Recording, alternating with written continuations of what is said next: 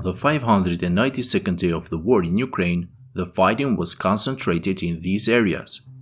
Russian forces continue their offensive operations on the Kupiansk and Luhansk fronts. Units of the 3rd Motor Rifle Division of the Russian Army are leading the charge into the Ukrainian positions east of the village of Makiivka in the Luhansk region. As I mentioned in my previous video, the Russian command has engaged a large number of forces and armored units and is trying to breach the Ukrainian defenses in this direction, hoping to reach the Zherebets River and cut off the northern supply lines for a series of settlements that are located south of Makiivka. According to Ukrainian sources, in the event of a possible breakthrough of the Russian forces in this part of the front line, the units of the Russia's newly deployed 25th Army will try to advance from the east towards the line of the Ukrainian settlements situated on the eastern banks of the Zherebets River. So far, the Russian army has managed to make some small advances east of Makiivka, but it seems that this advance is coming at a great cost. Yesterday, Ukrainian sources reported that on this front, Ukrainians destroyed at least 10 Russian tanks in a small area of about 2 square kilometers near Makiivka. However, today official Ukrainian sources reported that the losses among the Russian armored units are even greater. The spokesman of the Eastern Group of the Armed Forces of Ukraine, Ilya Yevlash, informed the Ukrainian media that the anti-tank units of the Ukrainian 66th Mechanized Brigade are doing an excellent job in destroying the Russian tanks. According to him, in only 4 days the Ukrainian soldiers managed to destroy at least 25 Russian tanks on this part of the front line. For comparison, during 4 months of their offensive in Robotyne sector, Ukrainian forces lost about 25 Leopard 2 tanks, including both damaged and destroyed tanks. After their advance to the south, Ukrainians managed to recover most of the damaged Leopard tanks, with only 5 or 6 tanks being unrecoverable. Today, Ukrainian forces published footage of the destruction of another Russian T-90M tank about 2.5 kilometers east of Makiivka. In the video, it is clearly visible that the Russian tank got hit by an anti-tank missile right before it explodes.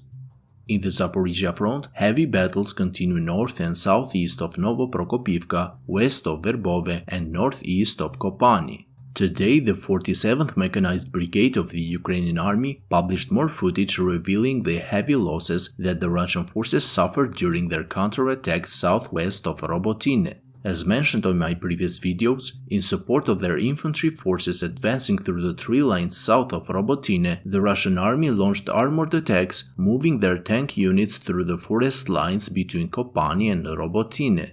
Previously, I geolocated 3 destroyed Russian tanks on this forest line, but today's footage published by Ukrainian forces suggests that Russians lost at least 2 more tanks during the battles for the control of the key strongholds between Robotyne and Novoprokopivka. After a short period of slowing down due to the Russian counterattacks, it appears that the momentum is gradually shifting back in favor of the Ukrainians. Today, Russian sources published some videos showing activity of Ukrainian forces in the northern outskirts of Novoprokopivka, with Ukrainian soldiers even managing to get inside the first buildings of the town. Geolocated footage shows Ukrainian infantry units moving through the forest lines between the Ukrainian trenches and the town of Novoprokopivka. The presence of Ukrainian soldiers was also confirmed by another video published today by Russian sources showing Russian soldiers conducting a clearing operation on the first buildings of the town. At the moment, there is still no confirmation if the Ukrainian forces were able to establish a solid presence inside the northern part of the town. However, the footage proves that after defeating the Russian counterattacks, Ukrainians have immediately resumed their offensive operations in this area.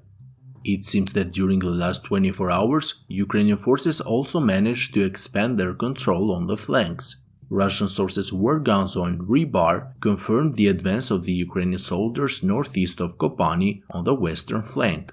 According to some Ukrainian sources, the Ukrainian army is attempting to push towards Kopani from the north after spotting some weaknesses on the Russian defensive lines between Kopani and Nesteryanka. On the eastern flank, according to the Ukrainian source Deep State Map, Ukrainian forces managed to advance about 1 kilometer northwest of the town of Verbove. Friends, if you like my daily updates, I kindly ask you to hit the like and subscribe buttons, as this will greatly help the channel to reach a wider audience. That's all for today's update. Thank you to my Patreon supporters and have a great day.